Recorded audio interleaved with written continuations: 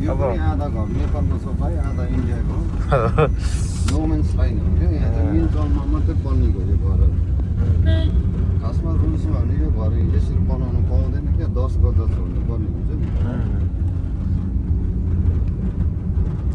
तर इन्डिया सुरु भयो यताबाट चाहिँ व्यवसाय हुँदै। अब यहाँ माथिबाट चाहिँ हामी पुरै इन्डिया नै भनौँ न। हाम्रो पहिलो ब्रिटिसको टाइम, नेपालको टाइममा यो जङ्गी पिलर भन्छ नि। हजुर त्यो ठुलो देखि हजुर के हो रे दाइ? जङ्गी पिलर। रङ्गे पिलर। यो चाहिँ हतपत हटाउनु सक्दैन कि। सानसानो त तिम्रो यहाँ यसरी हामीले यो सबै कुराहरू झगडाबाट इन्डियाको साह्रै पर्छ। यसरी कि यहाँबाट माने भनेको त्यो नेपाल बोर्डरै हो। हजुर। बिचबिचको बाटोहरू चाहिँ अलिकति बौद्ध भाइब छँदो रहेछ है।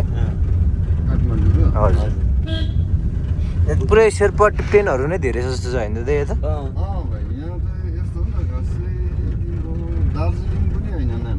हजुर खास अर्जुन नाम चाहिँ दोर्जिलिङ हो क्या। दार्जिलिङ। अर्जुनै नाम छ। दार्जिलिङको रियल नेम भनेको दार्जिलिङ। कतिलाई थाहा छैन होला होइन? मलाई थाहा थिएन। मलाई थाहा थिएन।